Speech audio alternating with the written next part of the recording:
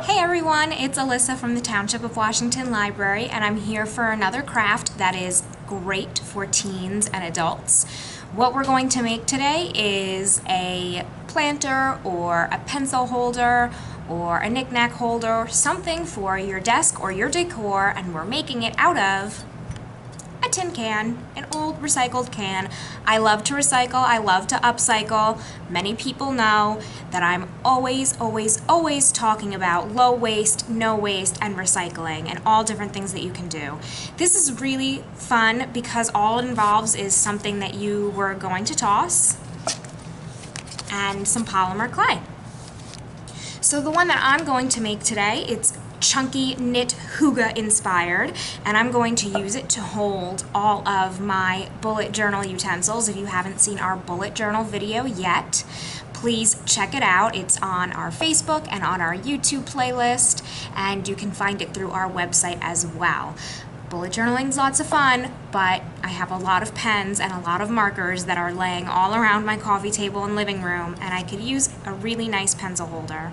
So I'm making something that's totally custom to me, and you can do the same. You'll see how it goes. I'll show you how to make it, and then you can customize it however you would like. That's the best part of doing a craft. You can make it match your decor, your room, and your personality. All right, here we go. Okay, so I'm ready. Here I am. I have my working surface. Polymer clay can be a little bit messy, so I have a surface that's easy for me to clean. I have my can, and I have a bunch of different kinds of clay. This is the clay that I have. I didn't want to run out. I don't know how much it's going to take. Probably quite a bit, so I'm going to mix these all together.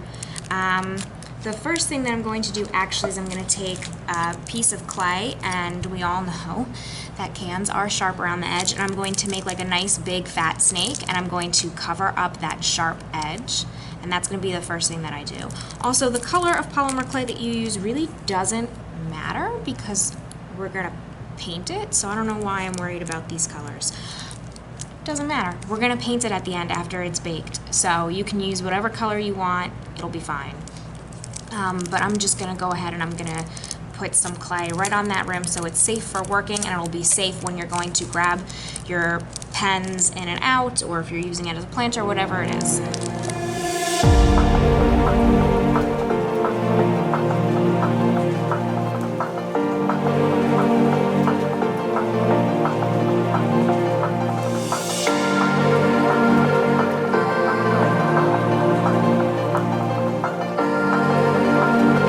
There we go.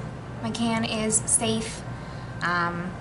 Not the loveliest, but it really doesn't matter because you can smooth it out if you would like. Remember, with polymer clay you cannot use water, but you can use some rubbing alcohol to smooth things out. But this is just the inside. I don't really care. I'm going to smooth it out a little bit. Remember, polymer clay is also oil-based, so it works with the heat of your fingers. If your hands are too warm, you might feel like everything is sticking to you. But if your hands are too cold or it's really cold out, you're going to need to spend a little bit longer time working your clay and warming it up. But this seemed to work pretty quickly for me. So like I said, you need to start working your clay. It's been pretty warm, but I still need to condition the clay. So that just means you're just playing with it, working with it.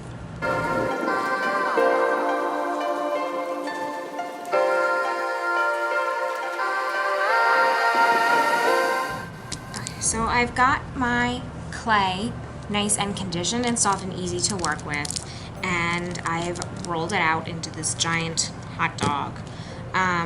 Remember, it doesn't matter if your colors are totally blended in. I'm going to paint mine. Of course, you don't have to. You can use a lot of clay of the color that you think you're going to want, but when you're working with limited resources, you can paint polymer clay when it's cured. So I've rolled it out into a hot dog, and I'm going to cut it into what I hope are even pieces. There is a grid on my mat here, so hopefully that'll help.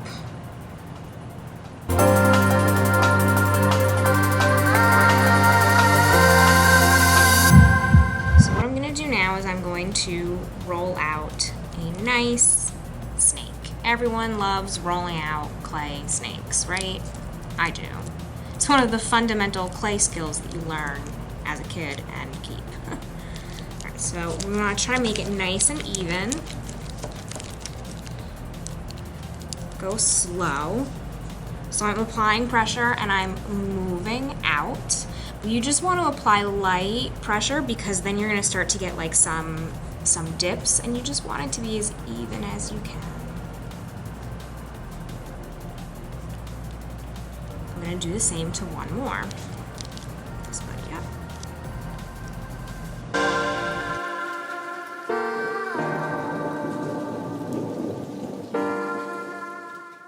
Okay, so what I'm going to do with these two pieces, so it doesn't look that even, is I'm going to fold them away from each other.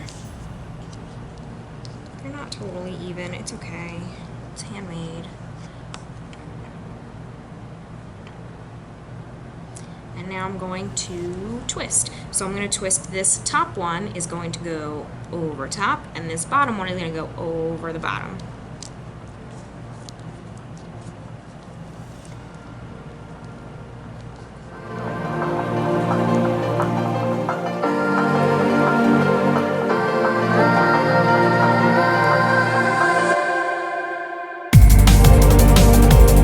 See, when I put them together, I'm trying to line up my pieces as much as possible. So see, I'm kind of trying to line up my V's, because when you're knitting and you do a knit pattern, that's what you see. You see these little V's that you have created. So now I have one chunk. You want to press them together lightly just so that they stick. And so what will happen is this will go on the can. But we're gonna put it all together. So right now I'm just going to put this to the side. I'm going to work on another one.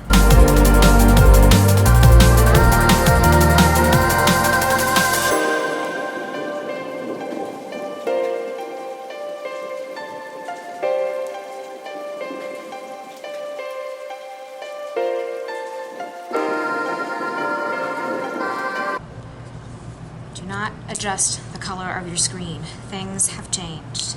So I have been going through several blocks of clay, and I have assembled some of my can, and I only have this little section left. So I'm going to show you how these all get put together and how they get put onto the can. So I have a few more of these left, and I'm going to start to gently smush them together. Try to line up your spirals as best as you can. If you're a complete perfectionist and really consistent, I'm sure they'll be perfect. I'm going for chunky, rustic, close enough. And I'm just going to kind of lightly press them together. I don't want to smush, I don't want to press down my texture, I don't want to lose what I worked for over here. I do want to try to close some gaps. I'm going to put this one.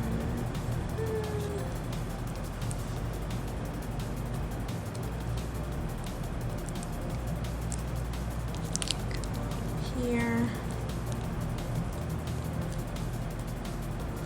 Okay, so I have a nice panel that's ready to go on the can. I hope this is big enough for the last one. Let's see. I'm going to lift this all up. Here is my can. Oh, it's almost big enough. I'm going to need to do one more, which I have the clay for, so we're good. So what I do is I just lay it on top of the can, and I start to do what I just did, smush it into the previous section without messing up the texture or the coils too much. Press it down, and now I'm going to push down here a little more firmly. Ooh, we're separating. Don't separate. Just keep pushing, keep pushing. I'm going to take my clay knife and I'm going to go ahead and get rid of the excess here. and I'm going to try to push it down like I did over here. You can see I kind of tried to seal it around the edge of the can. And the top, I'm going to, remember my fingers are nice and safe because I covered this up. This is why we covered this up. I'm just going to press down and forward.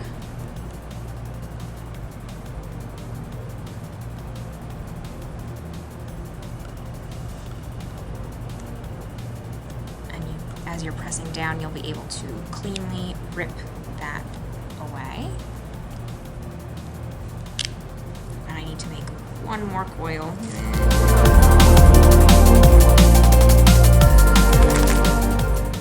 There we go. The last piece. It's like the last piece of the puzzle. It's so exciting. So I'm going to try to line up my V's. I think it's going to line up on this side, not that side. It's all right.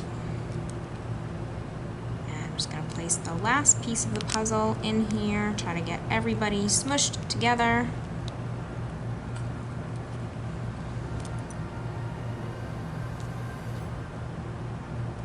Very good. Okay, so now at the bottom of my can, when it's sitting, it looks fine, but the top, a little sloppy, right? Ooh. So I'm going to roll out another snake, and we're going to use it to get the top.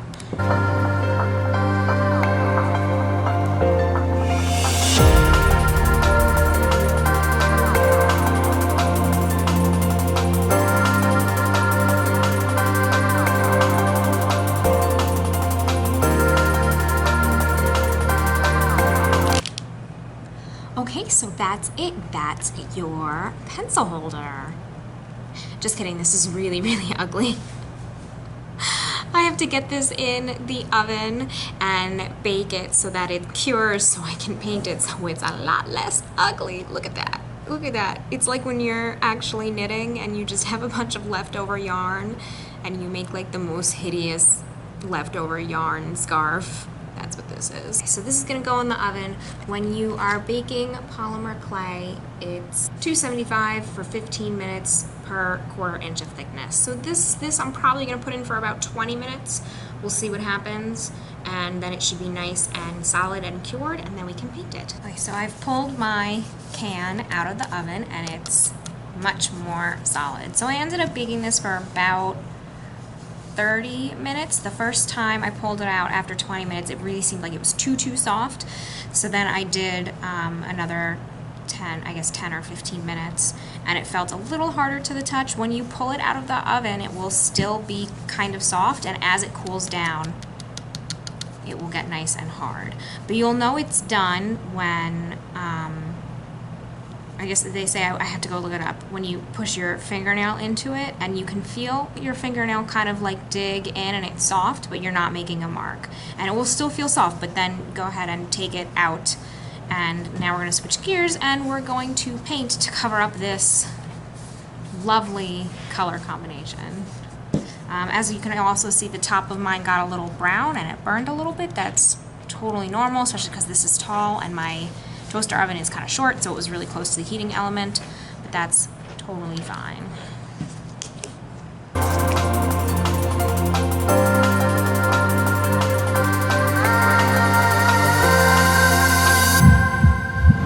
Okay, so that's pretty much it. Mine is still wet, but here it is. I think it's very cute, and it is very hygge.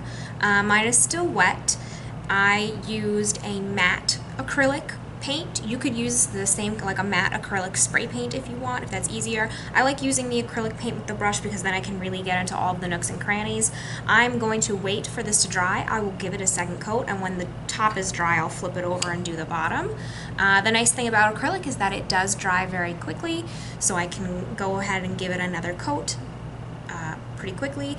You want to make sure it is definitely cooled before you start painting, because the paint could break, it might not apply evenly or correctly in warmer spots, so just make sure that it's cooled. I would give it a good half hour to cool down at least, depending on the surrounding temperature and how long it was baked for.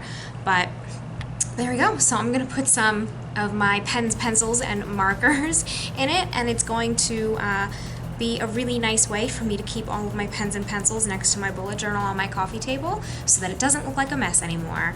So there you go. But like I said, you can customize it. You can do whatever colors you would like. You can come up with different patterns or ways to cover any kind of material, a can like this. So you don't have to make a knit pattern, but you can make a funky tie-dye. You can make strings. You can make lines. You can make zigzags. There are so many versatile things that you can do with clay and recycled materials, and I feel really good knowing that I've reused another material somehow. All right, so that is it. If you have any questions, as always, please feel free to leave a comment and I will get back to you when I can. And I hope everyone has fun. Happy crafting. I'll see you all soon.